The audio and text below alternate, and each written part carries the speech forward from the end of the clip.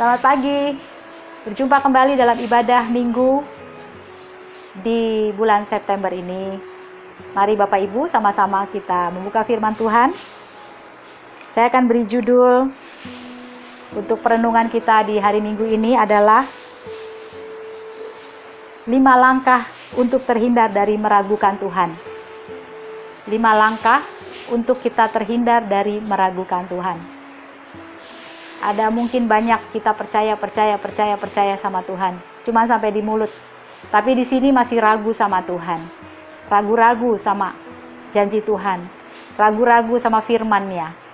Kita buka dulu firman Tuhan, nanti kita akan lanjutkan perenungannya. Dalam Mazmur 26 ayat 1 sampai ke 7. Judulnya doa mohon dibenarkan oleh Tuhan. Mazmur 26 ayat 1 sampai dengan 7. Ayat pertama kita baca sampai dengan ayat yang ke-7.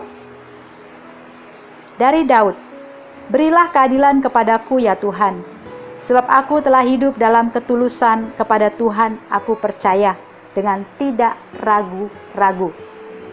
Ujilah aku ya Tuhan dan cobalah aku, selidikilah batinku dan hatiku, sebab mataku tertuju pada kasih setiamu, dan aku hidup dalam kebenaran-Mu. Aku tidak duduk dengan penipu, dan dengan orang munafik aku tidak bergaul. Aku benci kepada perkumpulan orang yang berbuat jahat, dan dengan orang fasik aku tidak duduk. Aku membasuh tanganku tanda tak bersalah, lalu berjalan mengelilingi mezbah-Mu ya Tuhan, sambil memperdengarkan nyanyian syukur dengan nyaring dan menceritakan segala perbuatan-Mu yang ajaib. Tadi saya buka dengan judulnya bahwa 5 langkah untuk terhindar dari meragukan Tuhan. Ada satu contoh mungkin Bapak Ibu pernah alami atau pengalaman saya di mana kami sedang pergi bersama keluarga. Kemudian biasa kami lakukan itu kalau udah beberapa waktu nggak ketemu sama anak-anak sama cucu. Kadang kita janjian yuk ketemu, kita mau makan ke satu tempat. Dan seringkali anak-anak yang merekomen tempat makan, mereka yang memilih gitu. Namun kebanyakan pilihan mereka itu tempat-tempat yang belum kami datangi. Jadi satu waktu mereka bilang kita ke Bogor, ke tempat salah satu restoran A. Terus saya langsung bertanya, emang enak makanannya? Terus yang kedua, tempatnya itu kira-kira bisa nggak dijangkau dengan suami saya atau dengan papanya yang dalam kondisi dengan tongkat alat bantu. Kira-kira tempatnya memungkinkan nggak? Nah itu yang pertanyaan-pertanyaan itu yang saya sampaikan ke mereka lebih dahulu. Kenapa hal seperti itu? Karena saya ragu, saya belum pernah ke tempat itu. Saya belum pernah lihat tempatnya, saya belum tahu menunya seperti apa. Itu yang muncul di dalam hati saya. Ini hanya contoh ya. Jadi firman Tuhan pagi hari ini untuk kita terhindar dari meragukan Tuhan. Saya pelajari dari hal-hal yang saya alami, kenapa saya kok ragu dengan pilihan yang anak saya pilih. Dan di sini saya renungkan ada 3 hal. Mungkin itu juga dialami oleh Bapak Ibu ketika kita meragukan sesuatu. Tapi jangan sampai meragukan Tuhan. Ini kita bicara tentang meragukan sesuatu dulu ya.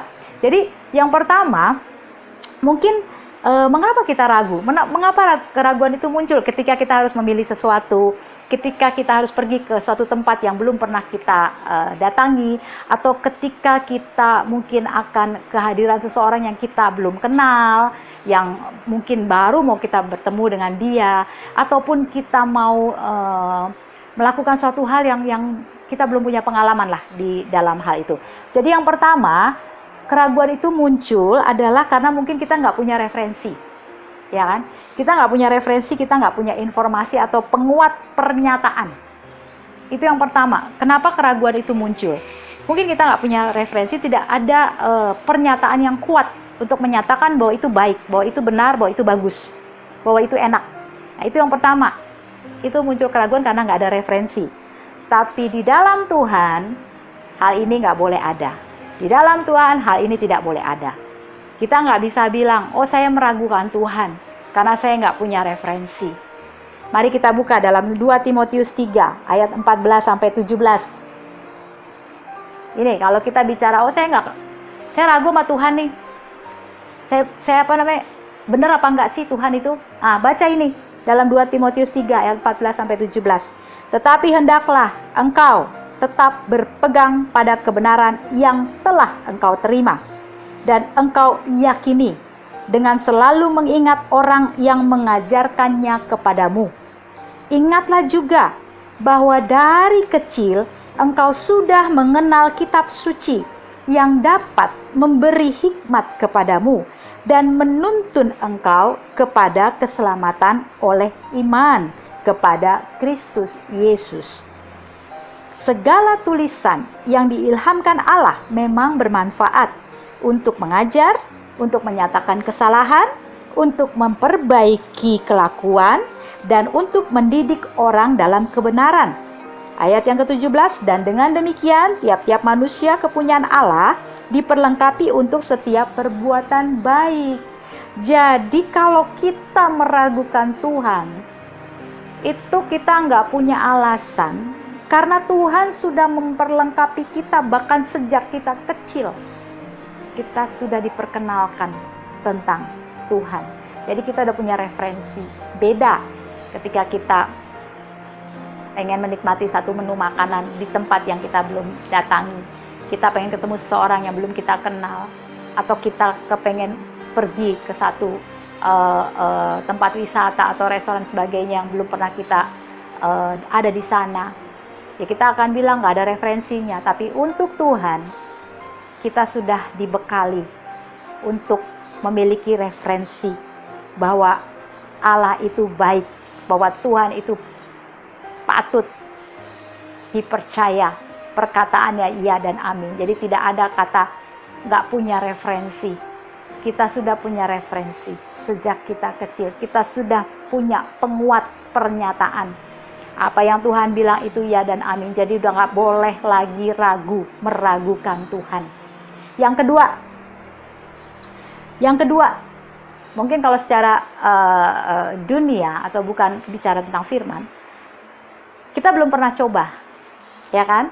Misalnya menu yang tadi saya kasih ilustrasi pertama ke tempat salah satu restoran yang menunya kita nggak tahu enak atau enggak, karena kita belum pernah coba, jadi kita ragu enak apa enggak. Udah jauh-jauh ke sana, tahu-tahu menunya tidak sesuai, tidak enak, tidak sesuai dengan lidah kita, tidak sesuai dengan selera kita. Karena apa? Kita belum mencoba, kita belum mengalaminya. Ya, mari kita buka firman Tuhan, Mazmur 34 ayat 8. Mazmur 34 ayat 8, terus dikasih tanda lagi, Mazmur 27 ayat 4. Ya, Mazmur 34 ayat 8, kemudian dikasih tanda Mazmur 27 ayat 4. Mazmur 34 ayat 8. Kecaplah dan lihatlah betapa baiknya Tuhan itu. Berbahagialah orang yang berlindung padanya. Tuhan bilang, kecaplah dan lihatlah betapa Tuhan itu baik buat orang-orang yang berlindung padanya. Buat orang-orang yang mencari tempat di dalam hadirat Tuhan. Buat orang-orang yang mencari Tuhan. Buat orang-orang yang berada dekat Tuhan. Tuhan bilang, mari kecaplah dan lihatlah. Mari alami, mari rasakan betapa Tuhan itu tidak akan memberikan keraguan di dalam setiap pengharapan kita. Kemudian di dalam Mazmur 27 ayat 4, satu hal telah kuminta kepada Tuhan, itulah yang kuingini, diam di rumah Tuhan seumur hidupku, menyaksikan kemurahan Tuhan dan menikmati bait-Nya. Nah, jadi tidak ada lagi yang namanya saya belum pernah mencoba, saya belum pernah tahu. Saat Tuhan mengizinkanmu, saat Tuhan memproses hidupmu, itulah cara Tuhan untuk engkau bisa melihat dan membuktikan bahwa Tuhan itu tidak bisa diragukan. Dia pasti, dia iya dan amin, dan dia tetap tidak akan pernah berubah. Jadi yang kedua tadi adalah bukan berarti belum mencoba, tapi Tuhan udah bilang, mari kecaplah dan lihatlah. Alami, nikmati, rasakan bagaimana Tuhan mampu melakukannya. Jadi saat diproses, dibentuk, itulah kesempatan untuk kita melihat dan membuktikan bahwa Tuhan itu teruji, bahwa Tuhan itu tidak lagi bisa diragukan. Yang kedua, yang ketiga, seringkali orang merasa ragu, ya kan, meragukan. Karena apa yang diharapkan tidak sesuai dengan apa ekspektasi hidupnya. Apa yang dia ingini tidak sesuai apa yang diharapkan. Nah, itu yang ketiga. Jadi, mari kita lihat dalam firman Tuhan. Mazmur 46 ayat 1. Mazmur 46 ayat 1. Untuk pemimpin biduan dari Bani Korah dengan lagu Alamot nyanyian. Allah itu bagi kita tempat perlindungan dan kekuatan, sebagai penolong dalam kesesakan sangat terbukti. Nah, jadi nggak ada bilang tidak sesuai harapan kita ketika kita berharap kepada Tuhan. Orang-orang yang berharap pada Tuhan, dia tidak akan pernah dikecewakan. Jadi tidak ada kata lagi meragukan Tuhan. Karena kita menaruh harap kita kepada Tuhan, dan Tuhan dapat dipercaya, dan Tuhan dapat diandalkan. Orang-orang yang berharap kepada Tuhan, dia tidak akan pernah dikecewakan. Jadi jangan pernah lagi meragukan Tuhan. Kenapa kita ragu? Karena kita belum pernah berada mengecap kebaikan Tuhan. Kenapa kita ragu? Karena kita nggak punya referensi. Karena kurang baca Alkitab. Karena kurang merenungkan firman Tuhan. Karena kurang menggali firman Tuhan. Karena kita nggak punya referensi. Karena malas baca firman. Karena segan baca firman. Makanya nggak pernah tahu bahwa Tuhan itu tidak bisa diragukan. Tuhan itu iya dan amin. Kenapa ragu? Karena kita tidak menaruh harap yang benar. Harapan kita kepada manusia. Harapan kita kepada kekayaan kita. Uang kita. Posisi kita. Apalagi selain Tuhan. Makanya kita mengalami seringkali meragukan Tuhan. Kita mudah kecewa. Kita mudah ragu-ragu ketika Tuhan bicara. Aku akan menyertai engkau sampai pada kesudahan zaman. Kita akan bertanya masih iya sampai Tuhan menyertai kita sampai kesudahan zaman. Karena kamu gak baca Alkitab. Karena kamu gak mau diproses sama Tuhan. Karena kamu menaruh harap yang salah. Itu 3 hal itu perlu kita perhatikan. Makanya kita meragukan Tuhan. Dan Daud atau pemazmur menuliskan di dalam Mazmur 26 tadi. Ayat pertama, berilah keadilan kepadaku ya Tuhan, sebab aku telah hidup dalam ketulusan kepada Tuhan. Aku percaya dengan tidak ragu-ragu, hidup tulus, percaya 100% sama Tuhan. Gimana caranya? Tadi judulnya 5 hal supaya kita terhindar dari keraguan. Hal yang pertama yang harus kita lakukan, yang pertama supaya kita terhindar dari meragukan Tuhan. Marilah arahkan matamu tertuju kepada kasih setia Tuhan. Tuhan menyediakan kasih setianya selalu baru setiap pagi. Tuhan menyediakan anugerahnya baru setiap pagi. Kasih setia Tuhan mampu mengubah 5 roti, 2 ikan jadi 12 bakul. Kasih setia Tuhan mampu mengangkat dan mengubah budak menjadi raja seperti Yusuf. Dan kasih setia Tuhan itu menuntunmu dalam kekuatannya, dari binasa masuk dalam kerajaannya. Ingat perjalanan Musa ketika dituntun oleh Tuhan. Harusnya binasa, tapi dia masuk pada tanah perjanjian yang Tuhan berikan. Itu kasih setia Tuhan. Kalau mata kita terarah kepada kasih setia Tuhan, kita akan mengingat kembali betapa Tuhan itu luar biasa. Kalau kita bisa hidup sampai hari ini, dalam keadaan yang tidak melakukan banyak hal, harus tinggal di rumah, tidak bekerja. Sudah mau masuk 6 bulan. Tapi kasih setia Tuhan memelihara hidup kita. Kita dicukupkan, kita diberikan tubuh yang sehat. Kita masih bisa menyembah Tuhan, masih bisa beribadah dalam setiap keterbatasan, namun masih bisa mendengar tentang Tuhan. Itu bukti kasih setia Tuhan. Karena apa? Mata kita terarah kepada kasih setia Tuhan. Mazmur 26 tadi katakan bahwa ayat ketiga, 26 ayat 3. Sebab mataku tertuju pada kasih setiamu, dan aku hidup dalam kebenaranmu. Saat matamu tertuju kepada kasih setia Tuhan, dan engkau hidup dalam kebenaran firman Tuhan, hidup dalam janji-janjinya Tuhan, maka Tuhan bisa mengubah yang tidak mungkin menjadi mungkin, yang mustahil menjadi tidak mustahil, yang sulit menjadi mudah. Itu yang pertama. Yang kedua, mari pilih hidup dalam kebenarannya, dalam kebenaran firman Tuhan. Tahu yang baik, bikin yang baik. Tahu yang benar, bikin yang benar. Jangan dibalik, udah tahu benar dibikin yang salah. Udah tahu ini baik, dia bikin tidak baik. Mari kita pilih hidup dalam kebenaran firman Tuhan. Buka di dalam Roma 10 ayat 1 sampai 3. Roma 10 ayat 1 sampai 3. Saudara-saudara, keinginan hatiku dan doaku kepada Tuhan ialah supaya mereka diselamatkan. Sebab aku dapat memberikan kesaksian tentang mereka, bahwa mereka sungguh-sungguh giat untuk Allah, tetapi tanpa pengertian yang benar.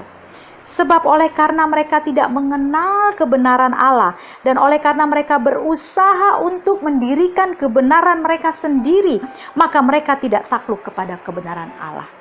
Jadi buang itu kebenaran-kebenaran diri kita sendiri, merasa diri benar, merasa diri bisa. Tapi mari kembali kepada kebenaran firman Tuhan. Tuhan bilang apa, ikut aja. Tuhan suruh apa, lakukan aja. Jangan pakai pikiran kita. Tuhan suruh menabur di masa-masa sukar, nabur karena Tuhan yang suruh. Setiap taburanmu itu akan ada hasilnya. Jangan pakai mikir, Tuhan kita juga udah susah. Masa kita suruh nabur, masa kita suruh memberi. Loh, kebenaran yang suruh kok. Kalau kebenaran bilang ketika engkau menabur engkau akan menuai, lakukan. Jangan pakai kebenaran sendiri. Akhirnya terjebak, kita mengalami kesulitan, kita mulai menyalahkan Tuhan. Karena apa? Kita nggak pernah hidup dalam kebenaran Tuhan. Kita nggak akan melihat kasih setia Tuhan. Kita nggak akan melihat 5 roti, 2 ikan, 12 bakul. Karena kita pelit. Karena kita takut. Karena kita membangun kebenaran manusia kita sendiri. Akhirnya kita menuai kebenaran diri kita sendiri. Karena kebenaran kita nggak akan ada buahnya. Tapi ketika kita melakukan kebenaran yang Tuhan perintahkan, kita akan melihat hasilnya. Yang ketiga, pilih pergaulan yang sehat. Pilih bergaul yang sehat. Pilih bergaul yang sehat yang seperti apa? Mari buka Mazmur 1 ayat 1 sampai 2. Pilih bergaul yang sehat. Pilih bergaul dengan orang-orang yang memiliki rohaninya sehat.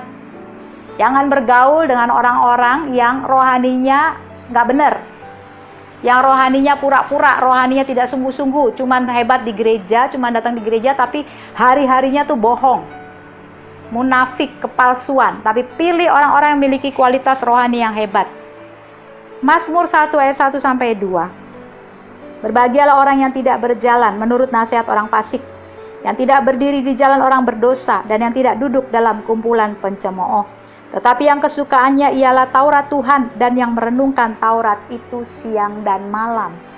Tadi Mazmur 26 juga bilang begitu. Ya. Ayat 4 dikatakan, aku tidak duduk dengan penipu, dan dengan orang munafik aku tidak bergaul. Aku benci kepada perkumpulan orang yang berbuat jahat, dan dengan orang fasik aku tidak duduk.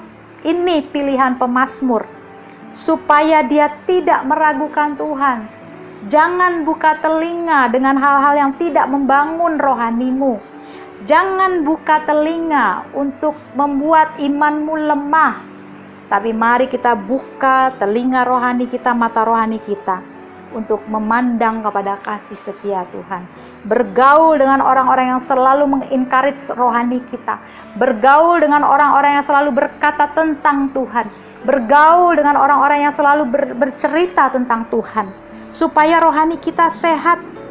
Kita tidak perlu menjadi orang asing, tapi jadilah orang yang membawa pengaruh positif bagi lingkungan. Karena pergaulan yang buruk itu akan merusak kebiasaan baik kita.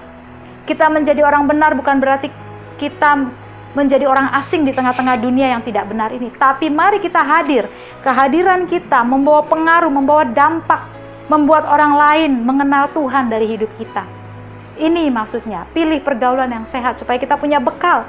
Ketika kita terjun ke dunia sekuler, ketika kita berada di tengah-tengah dunia yang tidak pasti ini, berada di lingkungan tetanggamu, berada di pasar, berada di kantor, atau berada di sekolah, kita bisa mengimpartasikan, memastikan bahwa Tuhan baik, memastikan bahwa setiap yang terjadi itu ada kendalinya Tuhan, membawa pengaruh yang baik. Jadi mari pilih bergaul dengan orang-orang yang memiliki rohani yang baik, rohani yang sehat. Itu pilihan ada di tangan kita. Kalau kita mau terhindar dari meragukan Tuhan, pilihan yang ketiga adalah pilih bergaul dengan orang-orang yang rohaninya sehat. Yang keempat, Mari kita melakukan perbuatan-perbuatan baik dan senantiasa berada dalam hadirat-Nya. Tadi saya sempat singgung bahwa kalau kita tahu baik, mari kita buat yang baik. Kalau kita tahu itu benar, mari buat yang benar. Dan pilihan ada di tangan kita. Mau bikin yang baik, mau bikin yang benar atau tidak. Jadi yang keempat, kalau kita mau menjadi orang yang tidak meragukan tentang Tuhan, meragukan Tuhan, mari kita lakukan kebenaran firman Tuhan. Mari kita lakukan perbuatan-perbuatan baik. Galatia 6 ayat 8 sampai 10 untuk poin yang keempat. Galatia 6 ayat 8 sampai 10.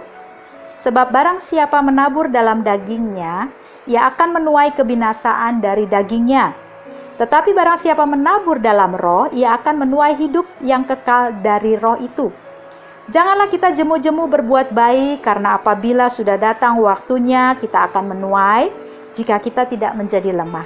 Karena itu, selama masih ada kesempatan bagi kita, marilah kita berbuat baik kepada semua orang, tetapi terutama kepada kawan-kawan kita seiman. Yang keempat, mari kita lakukan perbuatan baik dan senantiasa berada dalam hadirat Tuhan. Orang benar pasti senang berbuat baik. Amin. Orang benar pasti senang berbuat baik. Itu poin yang keempat. Poin yang kelima, yang terakhir, supaya kita terhindar dari meragukan Tuhan. Poin yang kelima, kita buka di dalam Roma 1 ayat 21. Roma 1 ayat 21. Sebab sekalipun mereka mengenal Allah, mereka tidak memuliakan Dia sebagai Allah atau mengucap syukur kepadanya. Sebaliknya, pikiran mereka menjadi sia-sia dan hati mereka yang bodoh menjadi gelap. Nah, sekalipun mengenal Allah, tapi mereka tidak memuliakan Tuhan, mereka nggak pernah mengucap syukur, bahkan pikiran mereka, hati mereka gelap dan sia-sia. Mengucap syukur dengan tidak berhenti, itu poin yang kelima. Mengucap syukur dengan tidak berhenti. Dan juga tidak pernah berhenti menyaksikan bahwa Tuhan itu baik. Di tengah-tengah keadaan yang tidak baik. Bohong kalau Tuhan tidak pernah berbuat baik. Mari kita mengucap syukur. Arahkan mata kita kepada kasih setianya. Maka kita akan melihat bahwa setiap langkah hidup kita, setiap perjalanan kita, itu Tuhan selalu berbuat baik. Baik, baik, baik. Jadi yang kelima, supaya kita tidak meragukan Tuhan. Terus mengucap syukur. Sekalipun keadaan tidak baik, terus mengucap syukur. Sekalipun keadaan belum membaik. Supaya apa? Ketika kita mengucap syukur, pikiran kita tidak disusupi, tidak ditabur oleh iblis benih-benih yang tidak baik. Karena penuh ucapan syukur, terus berada dalam hadirat Tuhan. Terus saksikan kebaikan Tuhan. Nggak ada kesempatan iblis untuk menaruh hal-hal buruk dalam pikiran dan mulut kita. 1 Tesalonika 5 ayat 18. 1 Tesalonika ayat 5. 1 Tesalonika 5 ayat 18. 1 Tesalonika 5 ayat 18. Mengucap syukurlah dalam segala hal, sebab itulah yang dikehendaki Allah di dalam Kristus Yesus bagi kamu. Mengucap syukur itu adalah kehendak Allah. Dan Tuhan senang ketika kita bisa mengucap syukur. Orang yang mengucap syukur, ia sedang melakukan kehendak Tuhan. Orang yang melakukan kehendak Tuhan, doanya dijawab, doanya didengar, karena kita melakukan perintahnya, kita melakukan kehendaknya. Orang yang melakukan kehendak Tuhan akan menerima apa yang Tuhan janjikan. Ingat baik, orang yang mengucap syukur, dia sedang melakukan kehendak Tuhan. Orang yang melakukan kehendak Tuhan, doanya didengar Tuhan. Orang yang melakukan kehendak Tuhan, dia akan menerima apa yang Tuhan janjikan. Jadi, mari mengucap syukur dan tinggal dalam hadirat-Nya supaya kita terhindar dari meragukan Tuhan. 5 hal ini saya akan ulangi. 5 hal untuk kita terhindar dari meragukan Tuhan. Yang pertama, terus mata kita arahkan kepada kasih setia Tuhan. Yang kedua, pilih hidup dalam kebenaran. Yang ketiga, pilihlah bergaul dengan orang-orang yang mempunyai rohani yang sehat. Yang keempat, mari terus lakukan perbuatan baik sekalipun keadaan belum membaik. Dan yang kelima, mengucap syukur dan tinggal dalam hadirat-Nya. Jadi 5 hal ini untuk kita tidak ragu kepada Tuhan. Tidak ada lagi kata kita kurang informasi, kita kurang referensi, kita belum mengalami, kita belum coba, ternyata tidak sesuai dengan harapan kita, ternyata tidak sesuai dengan ekspektasi kita. Itu semua dipatahkan karena mata kita terarah kepada Tuhan, karena kita melakukan kebenaran Tuhan, karena kita bergaul dengan orang-orang yang rohaninya teruji, terbukti, dan karena kita juga melakukan perbuatan baik dan selalu mengucap syukur. Jadi 5 hal ini mari menjadi pegangan hidup kita di minggu-minggu ke depan, supaya perjalanan kita tidak ada lagi keraguan kepada Tuhan. Amin. Mari kita tundukkan kepala, kita mengucap syukur atas firman Tuhan. Bapa di surga, terima kasih firman-Mu pagi hari ini. Bapa, mari Tuhan tolong kami, supaya perjalanan kami bersama Tuhan tidak sedikit pun ada keraguan tentang Engkau. Kami yakin, kami percaya, kami memastikan hidup kami bahwa Tuhan yang kami sembah adalah Allah yang pasti, yang tidak pernah berubah, mulai sekarang sampai selama-lamanya. Terpujilah Tuhan, ini syukur kami minggu ini, dalam nama Yesus kami bersyukur. Amin. Tuhan memberkati.